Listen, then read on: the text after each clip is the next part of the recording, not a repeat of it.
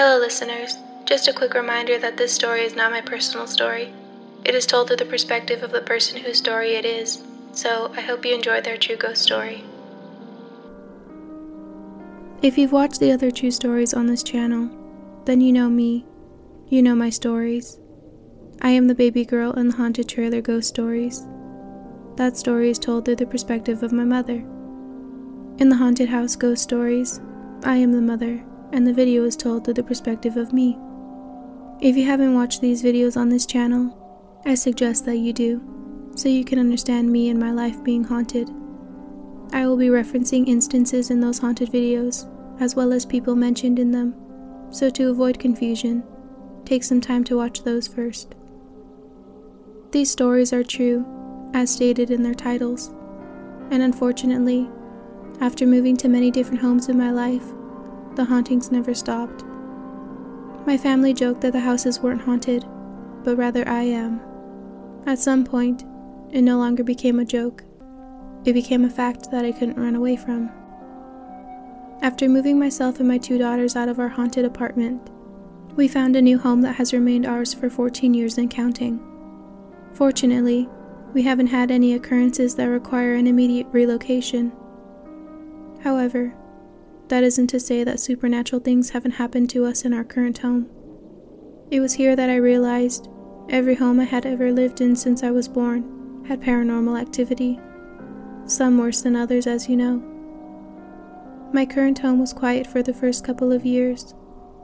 I nor my daughters had experienced any bumps in the night, and for the first time in my life, I was finally at peace. That is, until my daughter's yoga ball began moving around her room. It was the same yoga ball that the child spirit haunting our apartment used to bounce on and move around. Now, to be clear, the ball wasn't simply being rolled by a draft or any other logical explanation. The ball would make its way out of my daughter's closed closet and into the center of her room, or all the way to the open bedroom door. My daughter loved her yoga ball, so rather than immediately getting rid of it, we chose to ignore its strange movement around her room. However, ignoring it did not last long. One day, I walked into my daughter's room to hang her clean clothes in her closet for her while she was at school. The sunlight was brightly shining through the French doors that led from her room to the backyard and reflected off the mirror of her sliding closet doors. It is from this light that I noticed a strange handprint embedded in the dust on the mirror. The handprint was not like a normal one that I nor my daughter could have created. No, it was huge, with very long fingers that seemed to point at the tips. It resembled a skeleton hand. In utter shock and fear, I threw my daughter's clothes on her bed and ran out of the room. When my mother came over after picking up my daughters from school, I had them all look at the mirror to see if they saw what I saw. To my relief and horror, they did. I immediately cleaned the handprint off the mirror, and my family came to the collective decision that the yoga ball needed to be thrown away. We concluded that the only explanation was that a spirit was attached to the yoga ball and followed us to our new home. After getting rid of the yoga ball, we were hopeful that it would be the end of that. But of course, we were wrong. In the haunted apartment story, I mentioned my nephew who was attacked by the spirit in that home when he spent the night. Well, he decided to stay at my new house when he offered to house sit for me while my daughters and I were away on vacation, and he eventually regretted that decision. My daughters and I left early in the morning in an effort to avoid the heavy flow of afternoon traffic. I had given my nephew a key to the house, and he was due to arrive shortly after our departure. When he arrived, all was well as he made himself at home. He spent the day doing normal teenage things, like watching TV, scrolling through his phone, and making himself acquainted with my fully stocked pantry and refrigerator. As the house began to flood with the darkness of the night sky, he decided to go into my daughter's room, where I had set him up with clean bedding to sleep. But as he entered the dark room, he was met with an eerie and unsettling feeling. However, rather than dwell on it, he quickly exited the bedroom and shut the door while trying to shake off the strange feeling. He then returned to the couch, which he claimed as his bed for the next few nights, and turned the TV back on to entertain himself until he could drift off to sleep. About halfway into the movie he was watching, he was overcome with the unsettling feeling that he was being watched. He knew it wasn't possible, because he was the only one in the house.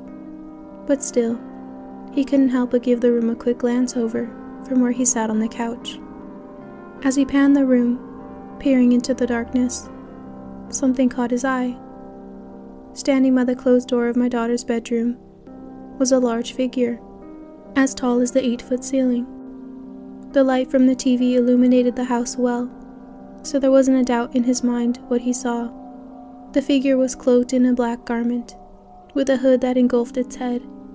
Peeking from beneath the hood was a pale, sunken face, with only darkness for eyes, and the hands that protruded through the ends of the sleeves of the cloak were large, with long, bony fingers.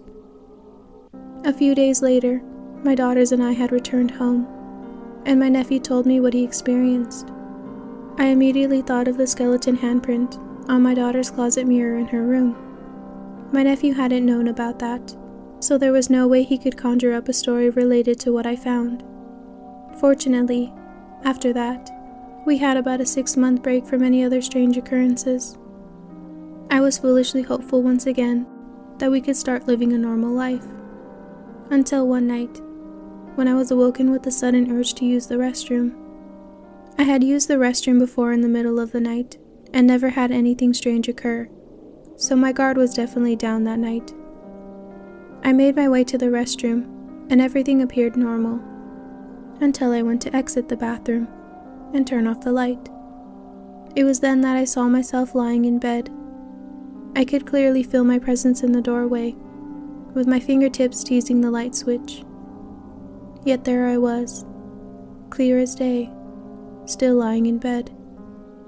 I blinked, and no clarity came from it. I wasn't imagining it.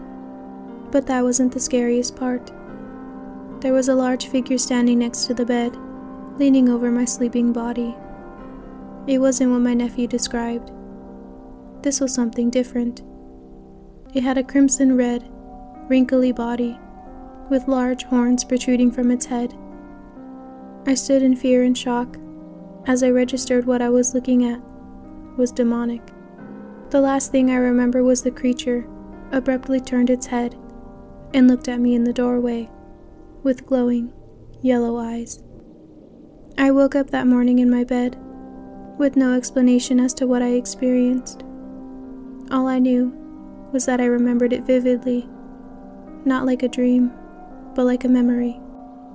However, for the sake of my sanity, I decided to shake it off as a nightmare, even though I knew deep down that it was more than that. I wish I could say that this was my last experience like that, but unfortunately, not long after, I found myself seeing the exact same black cloaked skeletal figure that my nephew saw. I had just gotten into my car that was parked in the garage, and I was in the process of backing it out so that my family could all get in.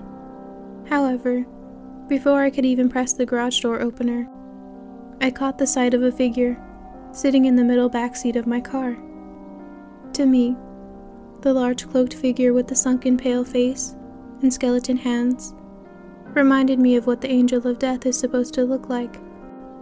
I took that as a sign not to drive anywhere that day, and I ran out of my car crying. Fortunately, those nightmares, or whatever they were, never happened again. That all happened nearly a decade ago, and both my nephew and I are still living and breathing. So I don't know whether to believe that what we saw was in fact the angel of death, but whatever it was, I hope to never see it or that demon creature again, anytime soon.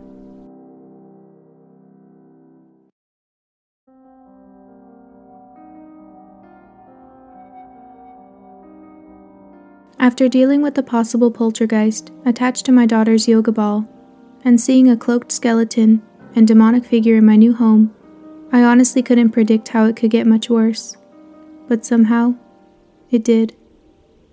The first incident happened to my eldest daughter. She was lying in her bed asleep when she started having a terrifying nightmare.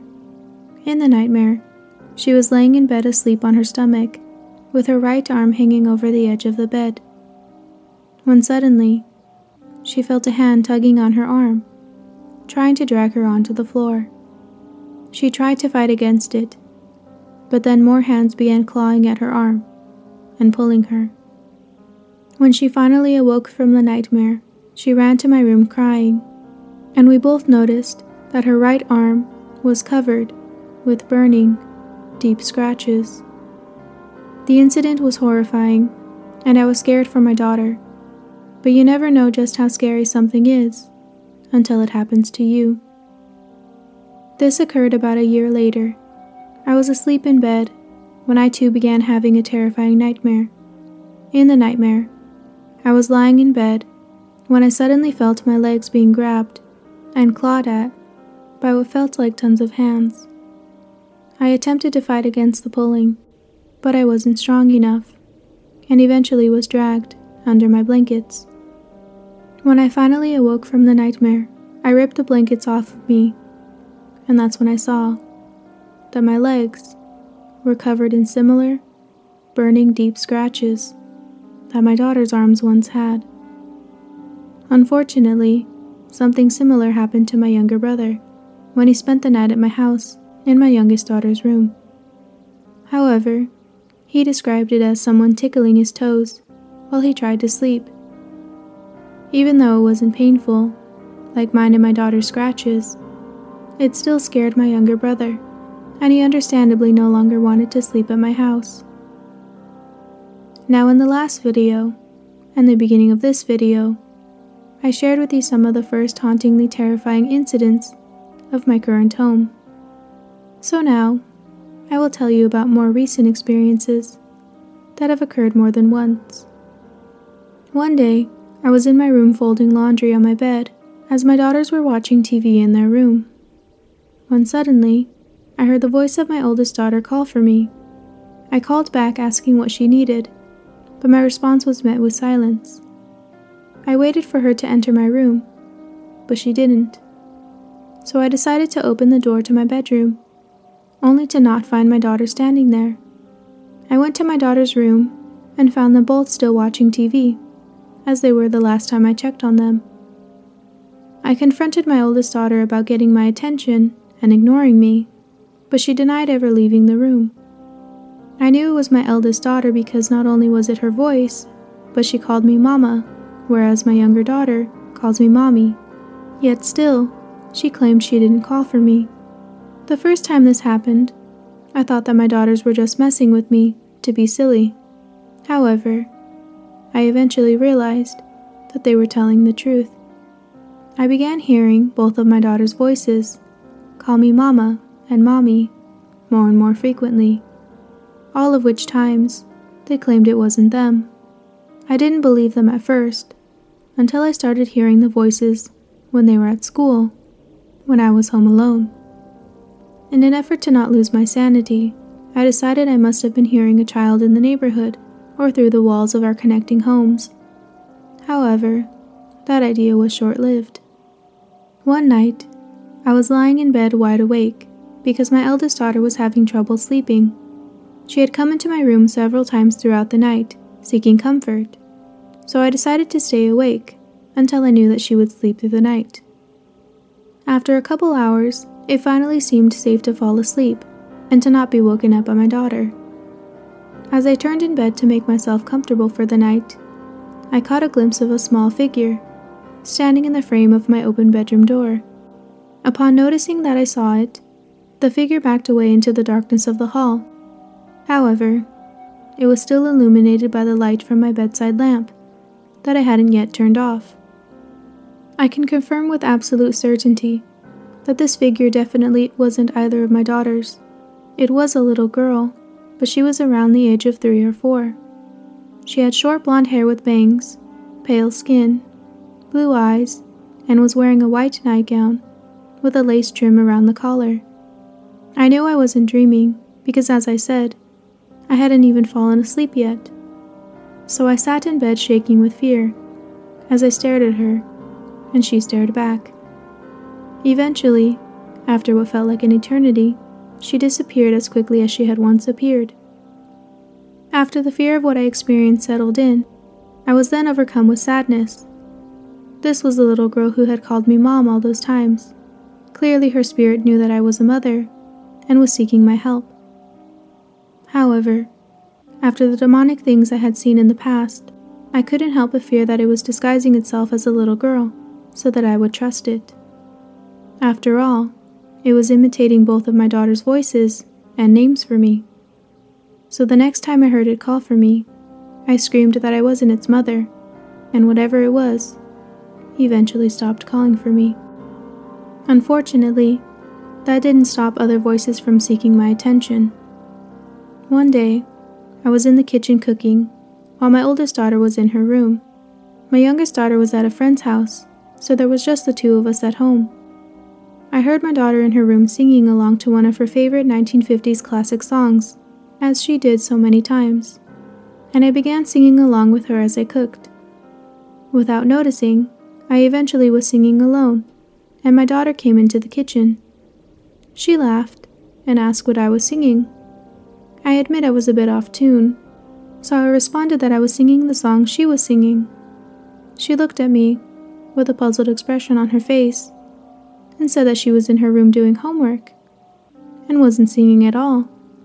I knew what I had heard, but I also knew that given the hauntings of my past, my daughter was definitely telling the truth. A similar incident occurred sometime later, but with my youngest daughter, who I thought was singing, but wasn't. As strange as it was, I was just glad the voice was singing, and not calling me Mom. Hearing voices eventually stopped for a good while. That is, until a few years ago. One day, while my parents went to the casino, I was asked to watch my younger brother, who didn't want to go with them. As I mentioned in my haunted apartment story, my younger brother has Down syndrome, and was the one being haunted by the spirit of the previous lady tenant of that house. That day, him and I were the only ones home, because as I said, this was a few years ago, and my two daughters no longer live with me. We were on my couch watching TV, when suddenly I saw my brother turn his head to look behind him. I didn't even need to ask why he did so, because I heard it too. We both looked at each other frightened. As clear as day, we heard a mumble of several voices behind us that didn't coincide with the movie we were watching. The thing is, I had heard this a few times before, but I never told anybody, so seeing my younger brother react to it confirmed that I wasn't just hallucinating. I then got even more validation when my daughter was home visiting me from college. She and I were watching TV when I saw her quickly whip her head around to look behind her, in the same fashion that my younger brother had. I hadn't told her about the new voices, because I didn't want her to worry about me living here alone, but she found out on her own. I looked at her and explained to her that what she had just heard, I myself had heard a few times, as well as her uncle. Naturally, she was startled by this, but to be quite honest, we have all gotten used to being startled by unexplainable paranormal phenomena. I still hear the voices sometimes while I'm watching TV, but I learned that my fear and acknowledgement can give whatever it is strength, so seeing as I can't do much about it, I choose to ignore it. In my previous haunted home, we tried everything to cleanse the spirits out, but neither saging, holy water, nor dream catchers worked, so I haven't bothered to do anything at this home. My nephew did sage it, but my daughter felt that it made the activity stronger after that, so we haven't tried anything since. The thing is, I don't think I'll ever not be haunted by something, so all I can do is accept it and share my experiences with others. Thanks for listening.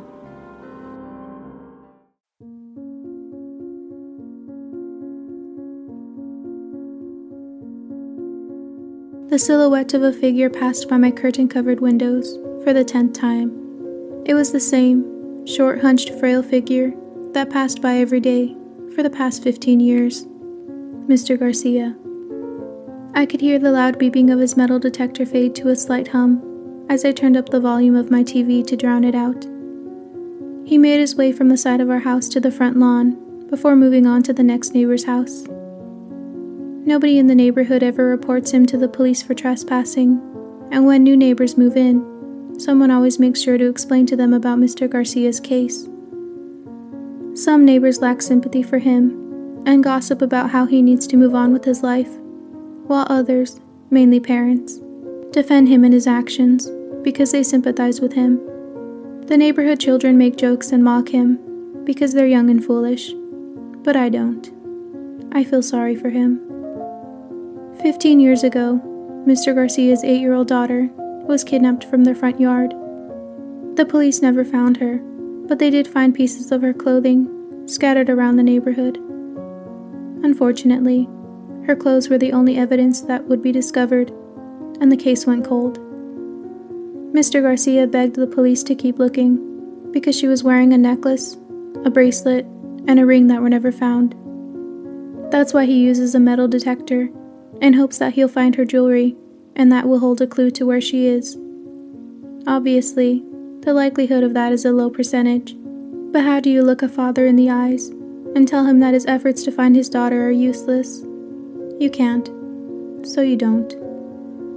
Mr. Garcia's wife, understandably, went mad and claimed that her motherly instincts told her that her daughter was dead, so she took her life 2 years after their daughter went missing because she wanted to be reunited with her. However, Mr. Garcia never gave up hope and continues to look for clues in hopes of finding his daughter. It's admirable, the love of a parent. It consumes you. Such was the case of Mr. and Mrs. Garcia. Their love for their daughter consumed them so much that losing her made them lose themselves. I was just a baby when their daughter went missing, but when I got older, I asked about the strange man in our yard. My parents told me Mr. Garcia's story, and then told me never to bring it up again, because it didn't do any good discussing dark times. From that moment on, it was never discussed in our home again, and my parents never entertained the neighbors who gossiped about it regularly. I understood why. They were parents, so they sympathized with poor old Mr. Garcia. Or so I thought. One night, a few years ago, after I had been put to bed, I later got out of bed to get a glass of water. To my surprise, my parents were in the kitchen. As I was about to announce my presence, I heard them say the name Garcia. I hadn't heard them say that name since they told me about the Garcia family tragedy, so I stayed hidden behind the hallway wall, listening, as they laughed. I couldn't believe they were mocking him. I'm not even a parent, and I feel sympathy for him. I wanted to yell at them for being inconsiderate, but just as I was about to, I saw something catch the kitchen light on the counter. It was jewelry. I figured it was just Mother's jewelry, until I heard my mother laugh again and say that Mr. Garcia was a silly old fool for looking for his daughter in our front yard when she was in the back.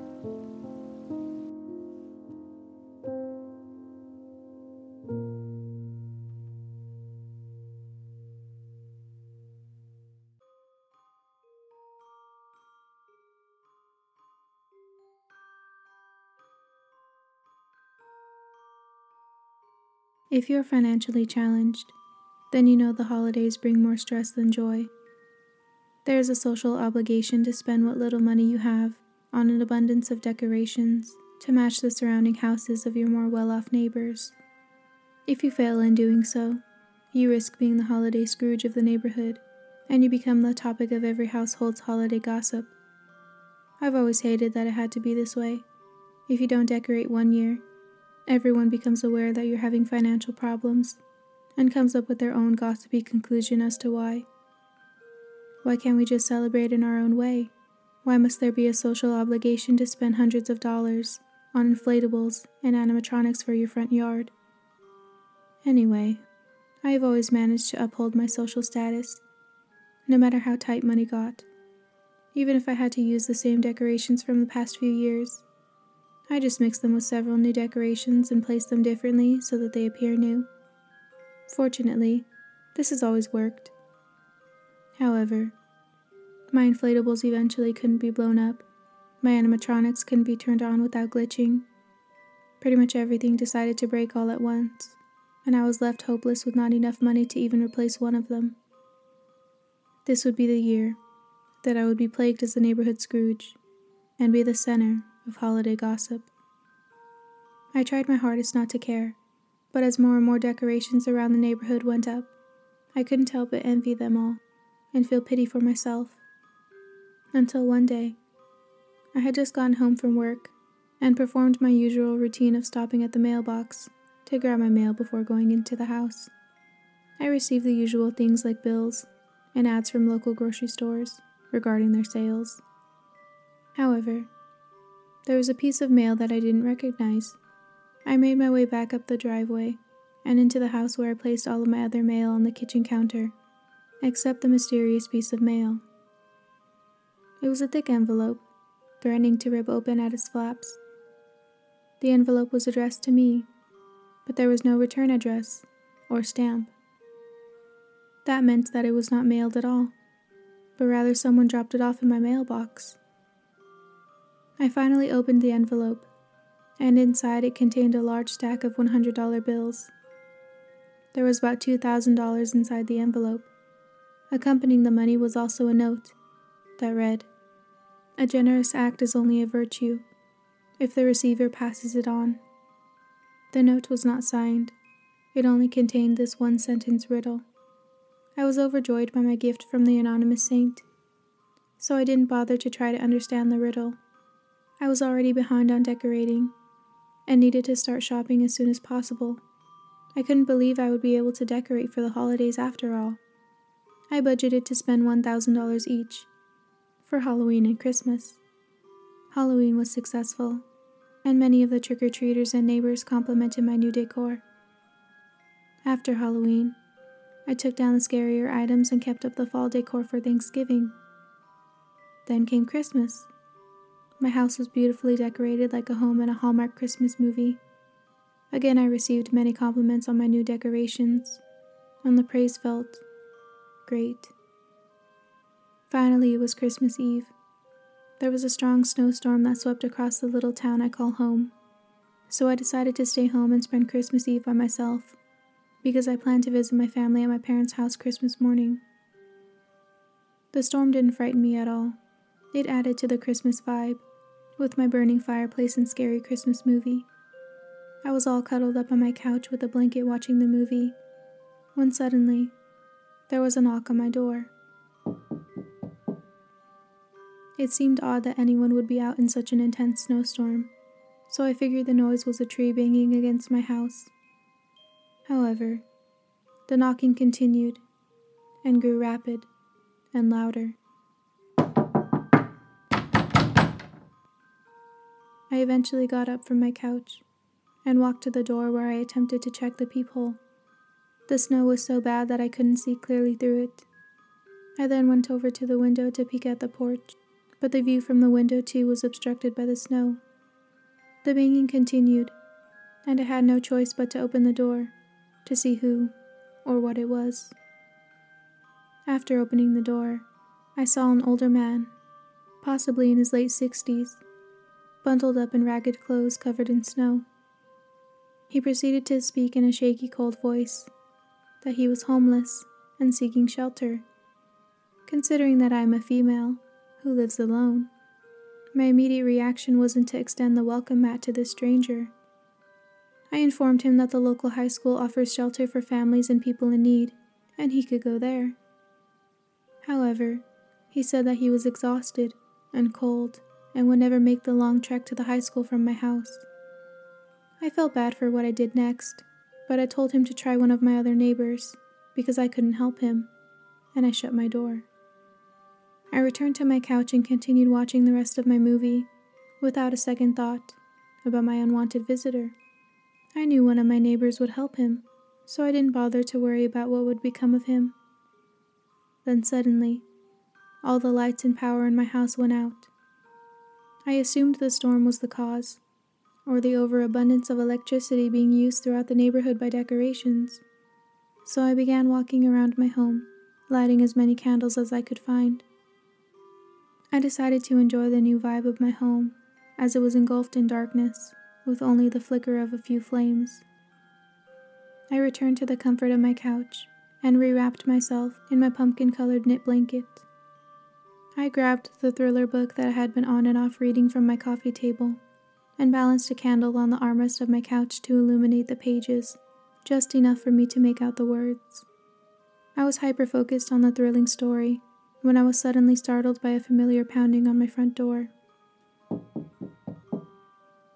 My heart began jumping around in my ears as I safely placed the candle and book back on the coffee table and made my way to the front door. I remembered that checking the peephole and window would be of no use, so I reluctantly opened the front door. Standing before me was the old man again. But now, his skin was a grayish blue, and he didn't utter any words.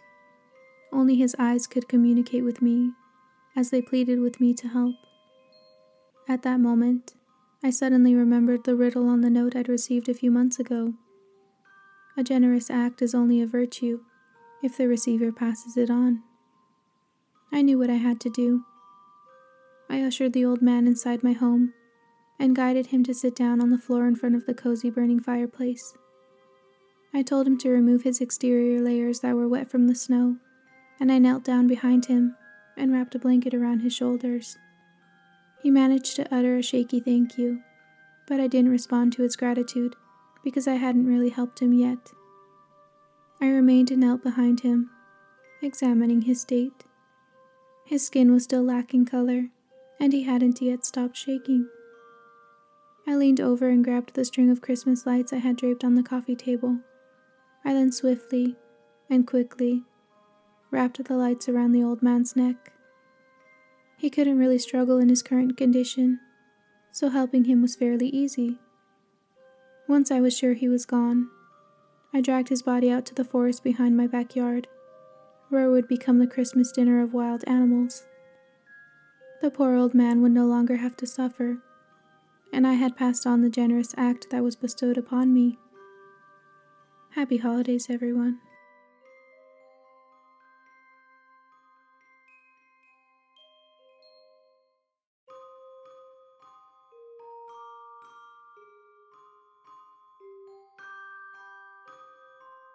My parents raised me to believe in Santa Claus.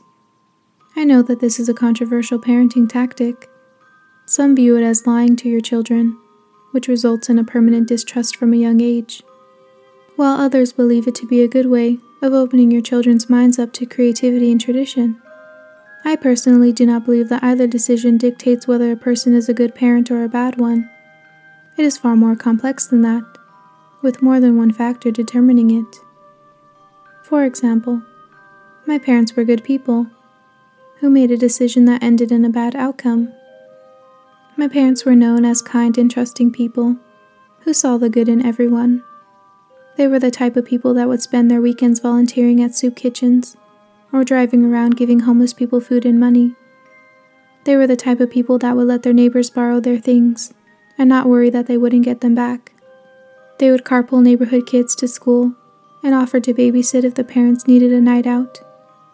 My parents were loved by everyone in town.